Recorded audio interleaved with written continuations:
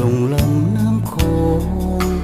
เมื่อยามแลงแสงทองภูมิจากลา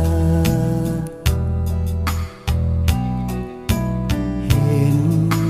หมู่นาวาล่องลอยถือขึ้นฟองพัดไกวตามประสาเลี้ยวเบิ่งหมู่มวลนกกาต่างขอพากันบินเที่ยวบินไปแสนไกล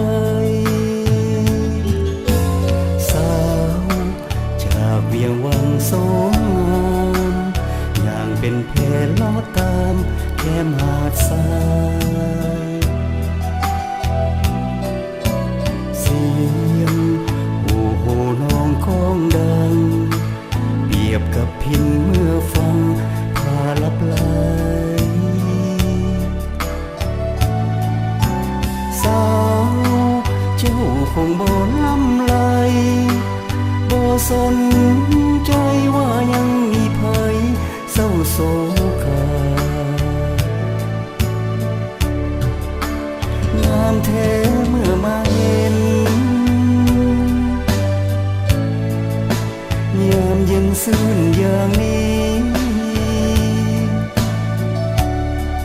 หน้าผาหู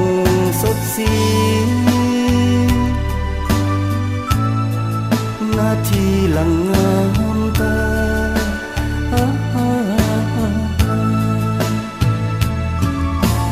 แสงจากสุรีค่อยเบาดังบอกเตือนให้เฮาคืนเคหาคิด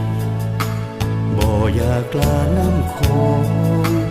อยากนั่งสมคืนฟองคู่มัดสาสาวเจ้าคงบ่หวนมาก้มสายตาคนที่ขัดสนความหาเธอ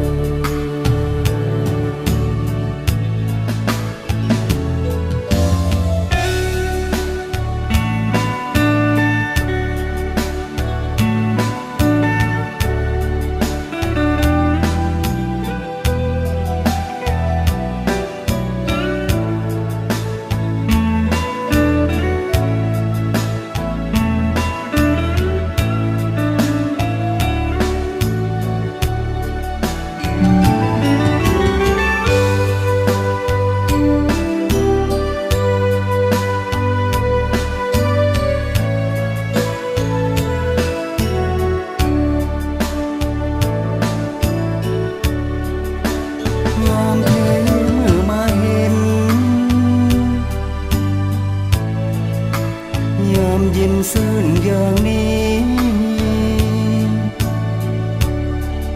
หน้าผาหูสดสีนาทีหลังงามตา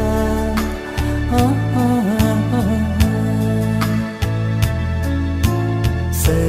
งจากสุรีค่อยเบาดังบอกเตือนให้เฮาคืนเคหา